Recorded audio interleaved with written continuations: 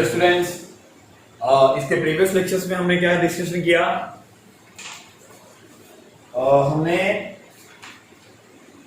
Collinear proof करना, एक रेखीय प्रूफ करना और डिस्टेंस फॉर्मूले को यूज कर लिया था ना। डिस्टेंस फॉर्मूला यूज करने के बाद हमने क्वेश्चन नंबर 3 सॉल्व किया था। अब हम क्वेश्चन नंबर 4 में क्या क्वेश्चन है वो देखो। आपको 3 पॉइंट दिए गए हैं, वो तीनों पॉइंट से आपको राइट एंगल ट्रायंगल प्रूफ करना है। पॉइंट क्या है? P Q R. पी क्या है? -2 2, क्यू क्या है? 2, 2 और आर है आपके पास 2, 7। और बोला है are the vertices of right angle triangle, मतलब ये तीनों पॉइंट किसके होने चाहिए? समकोण त्रिभुज के होने चाहिए, समकोण त्रिभुज के। तो हम एक पहले ट्रायंगल बनाते हैं। तो आपको पता होना चाहिए कि एक ट्रायंगल में कितने साइड्स होते हैं राइट एंगल ट्रायंगल में? 1 2 3। मैं इसको नेमिंग नहीं कर सकता। नेमिंग क्यों नहीं कर सकता? उसका रीजन ये है कि कौन सा एंगल 90 डिग्री का है वो आपको पता नहीं है। जिस तरह से आपको ये नहीं पता था कि दो पॉइंट के बीच में कौन सा पॉइंट आने वाला है, वैसे यहां पे भी नहीं मालूम है कि ये P है कि यहां Q है, P है कि यहां P है। आपको ये नहीं पता चल रहा है। तो हमको सिर्फ ये पता है कि वो तीन साइड क्या क्या होंगी। एक PQ होगा, एक QR होगा और एक PR होगा। ये तीनों साइड्स होंगे। तो इन तीनों साइड का डिस्टेंस फॉर्मूला, दूरी सूत्र लगाकर क्या करना है? आपको इसका वैल्यू निकालना है, मान निकालना है। ठीक है, तो हम लोग को पहले PQ निकालना है, QR निकालना है, फिर PR निकालना है।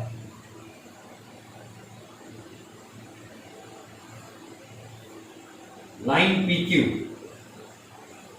P क्या है आपके पास? -2, 2, Q क्या है आपके पास? 2, 2। ये आपका बनेगा x1 y1, ये आपका बनेगा x2 y2। Okay, PQ formula बोलो, √x2 - x1 the whole square plus y2 - y1 the whole square. Okay, root value put up करते हैं। 2 - -2 क्या होगा? 2 + 2 the whole square plus y2 क्या होगा? 2 - 2 दी होल स्क्वायर। क्या मिला आपको? ये 0 फिनिश। 2 + 2 4 का स्क्वायर। कभी स्क्वायर करके वापस स्क्वायर रूट नहीं लेना, दिमाग चलना चाहिए आपका। नहीं तो कोई बड़ा नंबर इधर आ गया, उसका पहले स्क्वायर लोगे फिर स्क्वायर रूट लोगे। आंसर तो ये है कि जो रूट के अंदर 2 बार, उसे रूट से बाहर 1 बार। Okay, PQ line QR, Q क्या है? 2, 2, R क्या है? 2, 7। और एक चीज का ध्यान रखना, जब भी आप कोऑर्डिनेट लिखते हो, जब भी आप निर्देशांक लिखते हो, तो आपको Q के बाजू में इक्वल टू का साइन नहीं देना है। Q बराबर 2, 2 ये गलत है, ये सही है। मतलब कोऑर्डिनेट को ऐसे लिखते हैं हम लोग, निर्देशांक को ऐसे लिखते हैं। और नहीं बनाना है तो ऐसे लिखोगे। ठीक है, तो आपको बेटर क्या है? नहीं बनाए। ठीक है, x1 y1, x2 y2, QR formula x2 - x1 the whole square plus y2 - y1 the whole square. Okay, root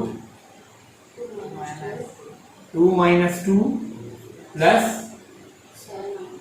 7 - 2 5 square. Clear? Next PR। P क्या है आपके लिए? -2, 2 और R क्या है आपका? 2, 7। यहां पर PR is equal to √x2 - x1 the whole square plus y2 minus y1 the whole square is equal to root, ये आपका क्या बनेगा x1 y1, ये बनेगा आपका x2 y2। बोल क्या हुआ? 2 minus 2 plus 2 the whole square plus 7 minus 2 the whole square root 4। इधर 16 आएगा ना, और इधर आंसर। अब इसका स्क्वायर रूट नहीं लेना, इसका 4 इसका 5, ये गलत है। यहाँ पे बीच में साइन किसका है? प्लस का, तो पहले ऐड करना है फिर स्क्वायर रूट लेना है। 16 प्लस 25 कितना? 41। ओके 41, ये क्लियर है?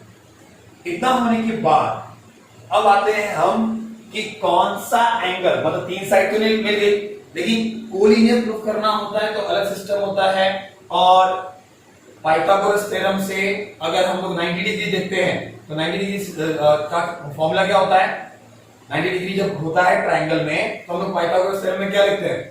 हाइपोटेन्यूज का square is equal to one side square plus other side square. Third का वर्ग बराबर पहली भुजा का वर्ग प्लस दूसरी भुजा का वर्ग। ठीक है, तो अब यहां पर सबसे बड़ा कौन है ये बताओ? 4 बड़ा है कि 5 बड़ा है कि रूट 41 बड़ा है? ओके, देखते हैं कैसे पता चला रूट 41। अब पहले इस पे ध्यान दो, ये क्या है? 16, ये क्या है? 25, और ये है रूट 41। कभी इसको देखकर नहीं, मतलब 5 और 4 को देखकर मत बोलना कि रूट 41 बड़ा है। पहले आप इसके वर्ग करके, मतलब इसके स्क्वायर को देखो कि क्या आंसर आ रहा है रूट के अंदर।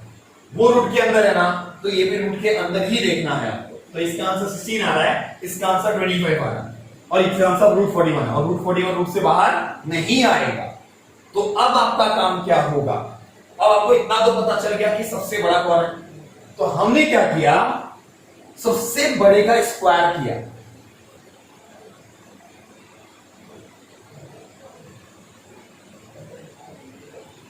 तो आंसर आया 41, सबसे बड़े का। कोलिनियर में एक रेखीय में सबसे बड़े को साइड में रखते हैं, बाकी दोनों को ऐड करते हैं। वही काम इसमें भी करना है, सबसे बड़े का स्क्वायर साइड में कर देना है, बाकी दोनों के स्क्वायर को ऐड करना है, और देखना है कि उसका आंसर भी 41 आ रहा है कि नहीं आ रहा। ठीक है, तो यहां पर आया PQ square plus QR square is equal to 4 का स्क्वायर 16, 25, आंसर 41 आया। तो इसका मतलब PR square is equal to PQ square plus QR square. जब तक ये नहीं बनेगा, मतलब कोलिनियर में हम एक को साइड में रखकर दोनों को इक्वल बताते ऐड करते हैं, तो वहां पे भी ऐसे लिखते हैं, लेकिन स्क्वायर नहीं होता है उसमें। लेकिन इसमें क्या होगा? राइट एंगल ट्रायंगल प्रूफ करना है तो पाइथागोरस थ्योरम दिखना चाहिए। तो पाइथागोरस थ्योरम दिख रहा है कि नहीं दिख रहा है? PR square is equal to PQ square plus QR square. तो बताओ कि कौन सा एंगल 90 डिग्री का है? तो देखो ये PR है ना, तो आपको पता होता है कि जब ये PR है सबसे बड़ा, तो यहां पर क्या होगा? तो कौन सा राइट एंगल होगा? Q। तो triangle PQR is right angle triangle. ठीक है, या त्रिभुज PQR क्या है? समकोण त्रिभुज है। ओके,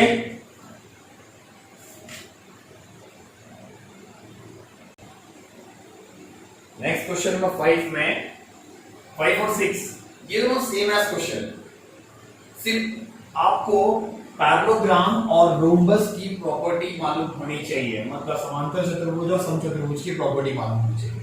तो पहले ये पता करो, बताओ मुझे कि पैरेललोग्राम समांतर चतुर्भुज बनता कैसे? क्रॉस होता है, ये होता है आपका पैरेललोग्राम। ठीक है, समांतर चतुर्भुज इसमें नेमिंग कर सकते हैं हम, क्योंकि हर एक 4 पॉइंट है, इसमें कौन सा एंगल, ये अपोजिट एंगल्स इक्वल होंगे, ये अपोजिट एंगल इक्वल होंगे, मतलब इसके सम्मुख कोण बराबर होते हैं, इसके सम्मुख कोण बराबर होते हैं। ठीक है, तो P Q R S ध्यान से समझना। हाँ, इसके अंदर मैं 4 चीजों को डिस्कस करूंगा, एक पैरेललोग्राम, रोम्बस, रेक्टेंगल आयत और स्क्वायर।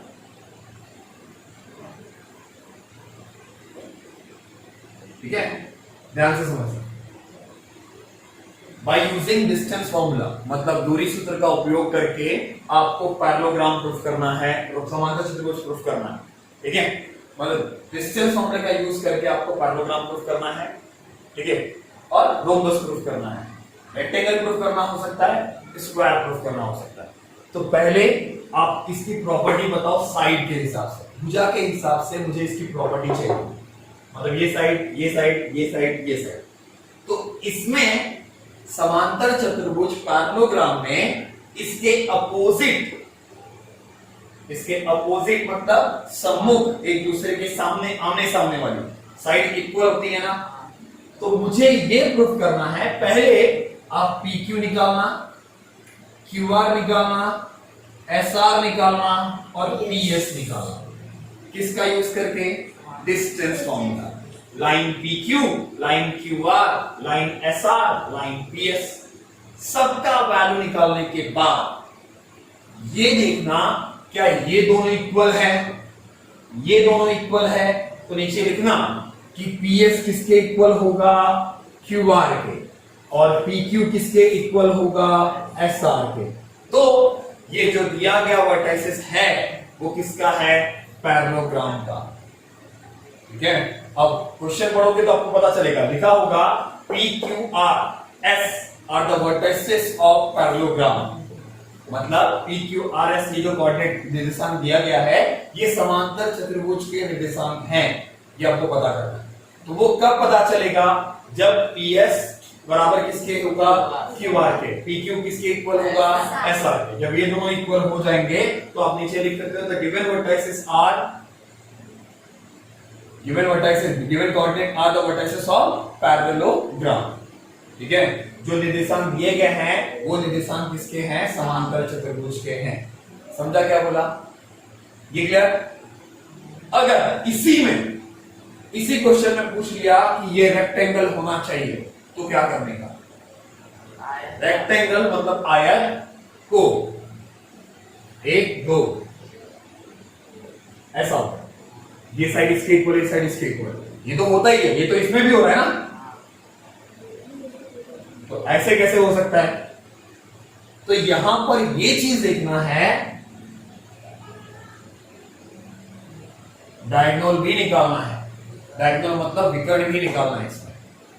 इसमें 4 निकाला ना, 4 बराबर आया, इसको क्या बोल दिया? ये पैरेललोग्राम है, काम खत्म हो गया। लेकिन अगर रेक्टेंगल प्रूफ करने के लिए बोला तो आपको 6 निकालना है।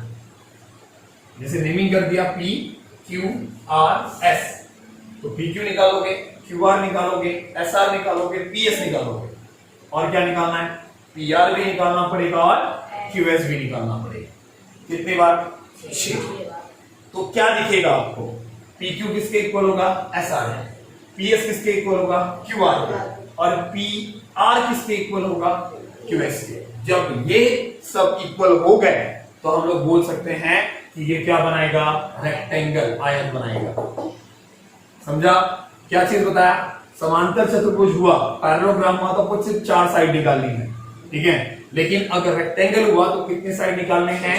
6। अब उस 6 साइड में 6 लाइन का जो वैल्यू होगा डिस्टेंस फॉर्मूला से, उसके अंदर से दो पेयर्स बनेंगे किसके? उसके साइड्स के, और एक पेयर बनेगा उसका डायगोनल, विकर्ण का। ठीक है, समझा? पक्का? निकाल पाओगे? Okay, next rhombus.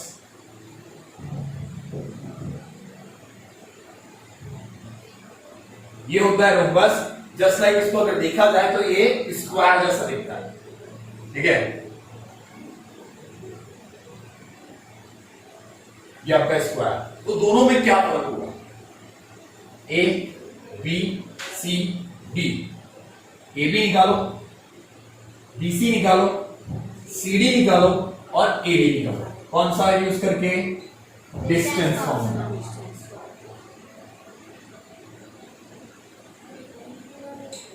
अब इसमें क्या कंडीशंस हैं कि इसका हर एक साइड इक्वल होता है। मतलब इसका अगर आंसर 5 आया तो बाकी तीन का भी आंसर 5 ही आना चाहिए। ओके, तो ये सब इक्वल हो गए, तो सबको इक्वल इधर बता दो। AB is equal to BC is equal to CD is equal to AB.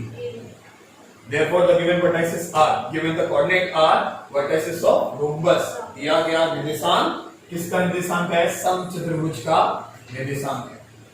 ठीक है, सिर्फ मिल गया। क्लियर? इसमें क्या करना?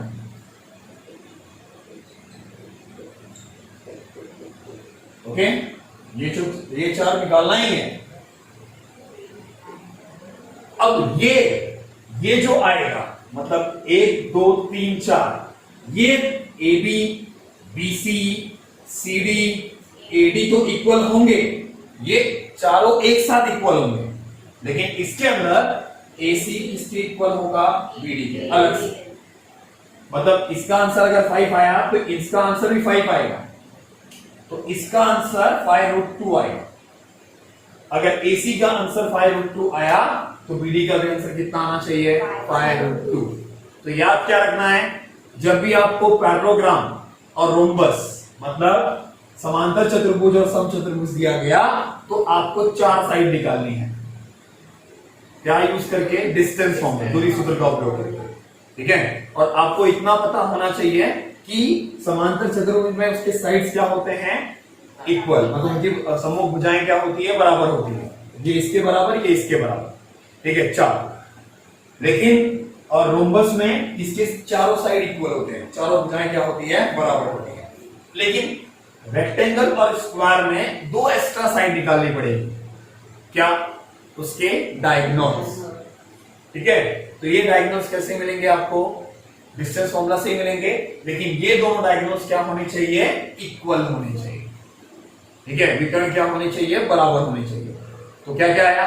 रोम्बस और पैरेललोग्राम, समांतर चतुर्भुज और समचतुर्भुज में चार भुजा निकालनी है। आपको खुद ब खुद पता चल जाएगा अगर आपने सही किया होगा तो। ठीक है, कौन किसके इक्वल होगा वो आपको खुद ब खुद मालूम पड़ जाएगा। लेकिन ये PQ है तो ऐसा लिखना, लाइन PQ, रेख PQ में जैसा मैंने किया ना, एक x1 y1 एक x2 y2, तो उससे आपको क्या होगा? इजीली आप फॉर्मूला बार बार चेंज नहीं करोगे। लेकिन बहुत लोग क्या करते हैं? ऐसा लिखते हैं, ये x1 y1 है, ये x2 y2 है, ये x3 y3 है, ये x4 y4 है, तो फॉर्मूला बार बार आपको बदलना पड़ेगा। एक बार हम लोग को फॉर्मूला याद हो गया x2 - x1 का whole square plus y2 - y1 का होल स्क्वायर, तो काम खत्म। क्लियर? ओके, अगर इसी क्वेश्चन में, ऐसे क्वेश्चन में आपको पूछ लिया गया मुझे इक्विलेटरल ट्रायंगल चाहिए। इक्विलेटरल ट्रायंगल का मतलब समबाहु त्रिभुज।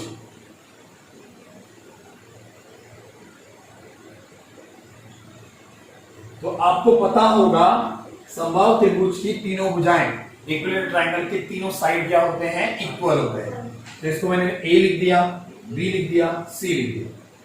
ओके, तो मैं पहले क्या निकालूंगा? AB, फिर BC, फिर AC। अगर तीनों साइड इक्वल आ गए, तीनों का डिस्टेंस इक्वल आया, तो हम क्या लिख सकते हैं? AB is equal to BC is equal to AC। बराबर हो गया? क्लियर हुआ? तो ये जो क्वेश्चन है ना आपका, क्वेश्चन नंबर 8 है। ठीक है, ये आपका क्वेश्चन नंबर 5, ये आपका क्वेश्चन नंबर 6, और ऐसा ही क्वेश्चन है क्वेश्चन नंबर 8। ठीक है, अभी हम क्वेश्चन नंबर 7 करेंगे, टेंशन नहीं लेंगे। ओके, क्लियर हुआ इतना? ओके, तो करना है अभी आपको। नेक्स्ट क्वेश्चन नंबर 8 है ना? 7। ओके, तो क्वेश्चन नंबर 7 में आपको क्या बोला गया? फाइंड x निकालना है जिसमें ln का जो डिस्टेंस है, ln का जो वैल्यू है, लेंथ है, वो कितना है? 10, जिसमें l की वैल्यू x,7 और m की वैल्यू है 1,15। तो आपको किसका आंसर निकालना है? x का। तो हम ln में l क्या है आपके लिए? x1 y1, और m क्या है आपके लिए? x2 y2। Okay, then ln is equal to root, क्या लिखूं? 1, फॉर्मूला लिख देता हूं,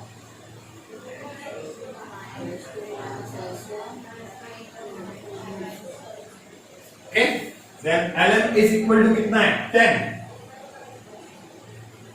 फॉर्मूला बोलो 1 माइनस एक्स प्लस ओके। अब कुछ भी करो, यहां पे देखो रूट है और इस साइड रूट नहीं है, तो इसको रूट को कैसे हटाने का, बोथ द साइड स्क्वायर करके, दोनों का वर्ग करके, तो 10 क्या बनेगा 100, 10 100 बन गया। अब क्या करना है, इसके रूट को हटाओ, क्या मिलेगा 1 minus x the whole square plus 15 minus 7 कितना, 15 माइनस 7 कितना 100, 1 minus 2x plus x square plus 64, ये बना आपका a plus a minus b का whole square. a minus b का होल स्क्वायर क्या बोला था अभी, a square minus 2ab plus b square, x square minus 2x, x square minus 2x ऐसे ही रहेगा, यहां पे प्लस 65 माइनस 100, इधर आया 0, 100 किस साइड गया। अब पहले एक्स स्क्वायर लिख दो, माइनस 2x लिख दो, 65 में से 100 मतलब 100 माइनस 65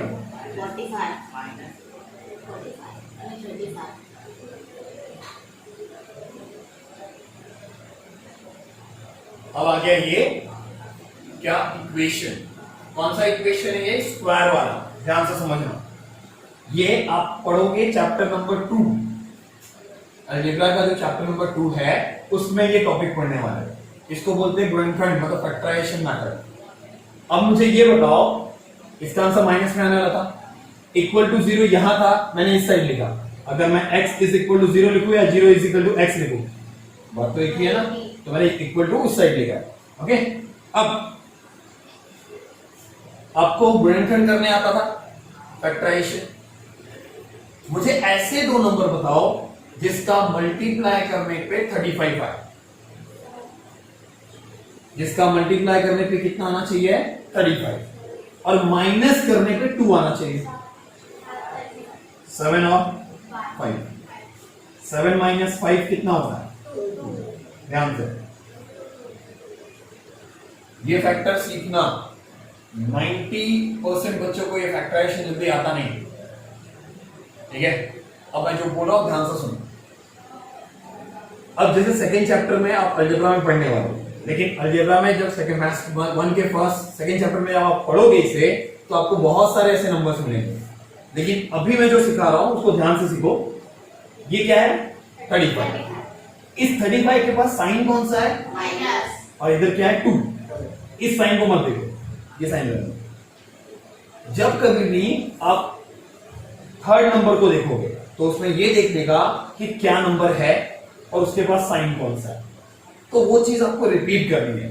ऐसे दो नंबर पता करो जिसका मल्टीप्लाई करने पे आपको 35 आना चाहिए और माइनस करने पे 2 आना चाहिए। माइनस क्यों लिखा मालूम है मैंने, क्योंकि 35 के पास माइनस है, ठीक है। ऐसे दो नंबर मतलब 7 इंटू 5 और 7 माइनस 5 होगा कि नहीं। अब दो कैसे फैक्टर करना, पहले और तीसरे प्लेस को सेम रखो, कोई भी चेंजेस मत करो, इधर ब्रैकेट दो और इधर x लिखो और यहां पे लिख दो 7 माइनस 5। 7 माइनस 5 लिखा तो 7 माइनस 5 क्या है, माइनस करने पे 2 आ रहा है कि नहीं आ रहा है, मतलब मैं कुछ चेंज कर रहा हूं कि नहीं कर रहा हूं। 7 minus 5 is equal to 2, change कर रहा हूं लेकिन चेंज नहीं हो रहा है, रीजन क्योंकि माइनस करने पे आपको आंसर कितना मिल रहा है 2 मिल रहा है, मतलब मैं 2 की प्लेस पे 7 माइनस 5 लिखा, ठीक है। अब ब्रैकेट ओपन करो, एक्स स्क्वायर माइनस अंदर जा रहा है, इस साइड से माइनस जाएगा और इस साइड से एक्स जाएगा। हमारे घर में 2 दरवाजे, ठीक है, बाढ़ आ गई है, दरवाजा खोल दिया मैंने दोनों, क्या होगा, दोनों साइड से पानी आएगा ना, तो वैसे ये माइनस भी क्या होगा, इधर से जाएगा और x इधर से जाएगा, तो क्या होगा minus 7x plus 5x। Plus क्यों? माइनस है, साइन क्या होगा? चेंज। अब दो के पेयर्स बनाओ, x कॉमन, x माइनस 7, और इसी x माइनस 7 को वापस से लिखो यहां पर। अब देखो ये x है, ये 5x है ना, 5x और x को डिवाइड करो, क्या बचा? इधर साइन कौन सा है? यहां पर कौन सा नंबर दो बार आया? x minus 7। तो x माइनस 7 को एक बार लिखो और उसको छोड़ दो। अब x माइनस 7 को मत देखो, तो क्या बच रहा है? ठीक है। अब दोनों के पास 0 को बांटो, और मतलब या, ठीक है,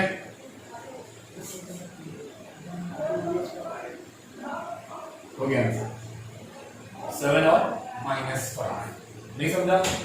ये फैक्टर सीखना है आपको, ठीक है।